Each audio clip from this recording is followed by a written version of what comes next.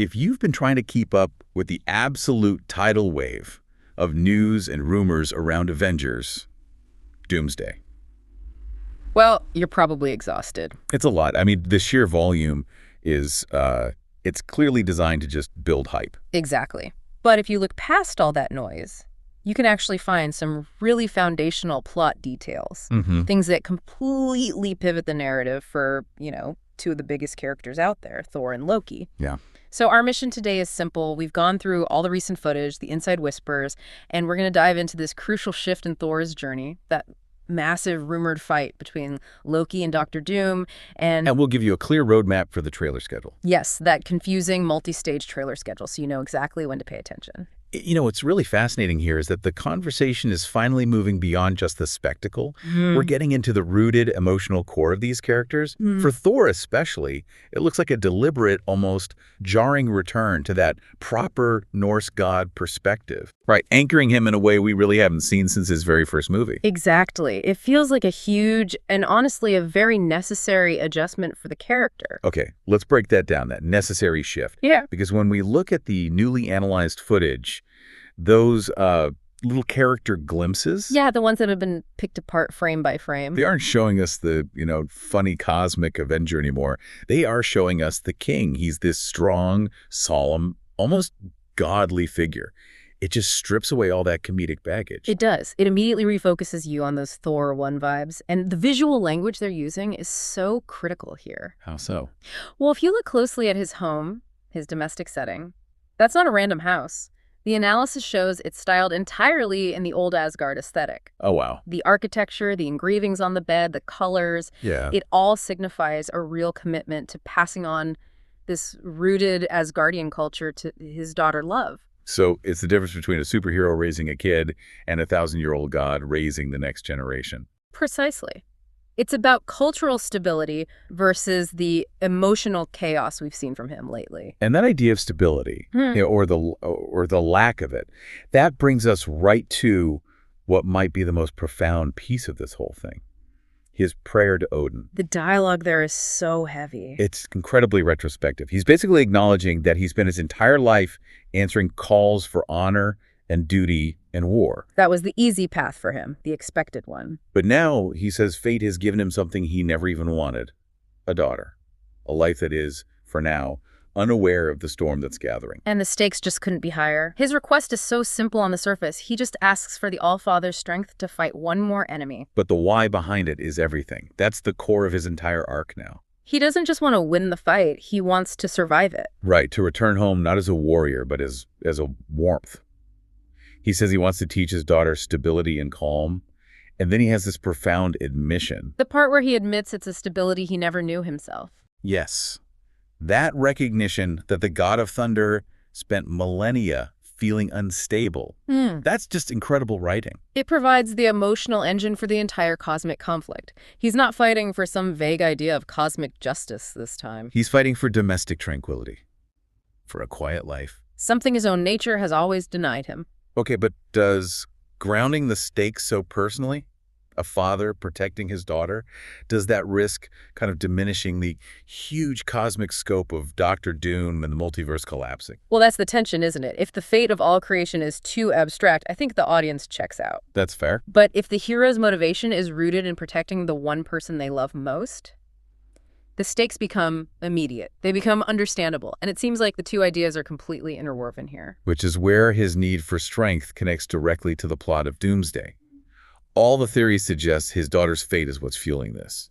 This desperate need for more power. Yes, and the most critical rumor we've seen suggests she isn't just sleeping in that footage. She's theorized to be suffering from a grave illness. An illness. And it's not a simple virus. It's linked to the state of eternity itself being troubled. So the collapse of the multiverses, or maybe Dr. Doom's actions, are somehow making her sick. That's the theory. It creates this resonance that impacts her health. And that just instantly raises the stakes from a father protecting his child to a father fighting the collapsing structure of reality itself to save her. It's a fantastic leap So the prayer for strength becomes a necessary transaction. Exactly. Not just a request. The belief is that this prayer to Odin will grant him these significant new Odin Force upgrades. That ancient Asgardian power source he taps into sometimes. Yeah. A massive power injection. A massive one. But here's the twist. Based on the projected outcome, even with this god-tier enhanced power, Doom is still expected to be too formidable. So Thor can't beat him. Not outright. The battle is theorized to be so intense, so devastating, that Doom is forced to deal with Thor in a way that neutralizes him without killing him. Wow. By putting the god of thunder into the mythical Odin sleep. Okay, wait, hold on. Yeah. I have to push back on that. The Odin sleep? I mean, is that compelling writing, or is that just a convenient narrative bus stop for a character they can't figure out how to defeat?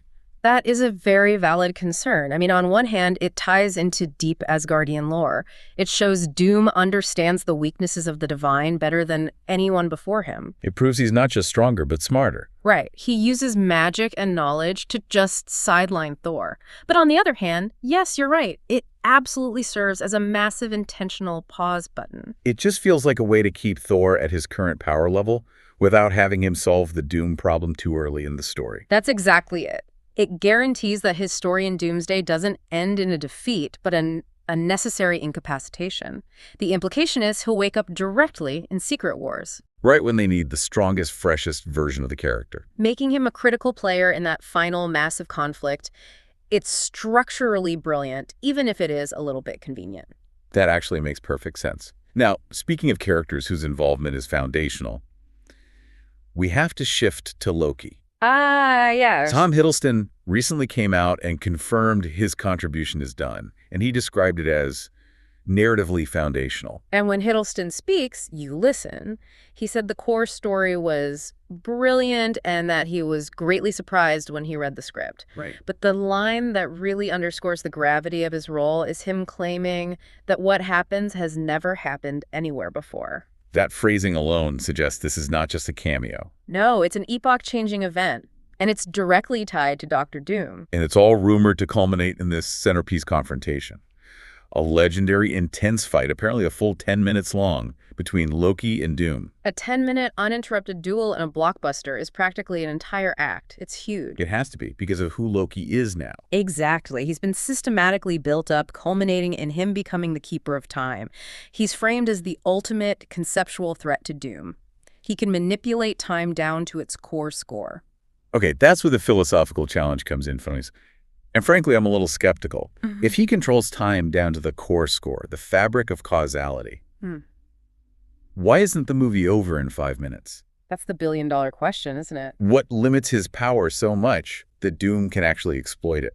You can't beat a concept with a physical punch. It implies Doom's victory, if he gets one, won't come from being stronger, but from being smarter. From a mastery of reality that somehow surpasses even Loki's. So this is less about two gods trading blows and more about two intellectual titans fighting over the rules of existence itself. Precisely. If Loki is the law, Doom is searching for the amendment that overwrites the entire constitution of the multiverse. That dynamic is incredible. But talking about core score reality manipulation just makes me realize how complicated the next few weeks of actual releases are going to be. Yeah. We should probably shift gears and give everyone a clear timeline so you're all ready for the flood of footage. Good idea. So we have confirmation.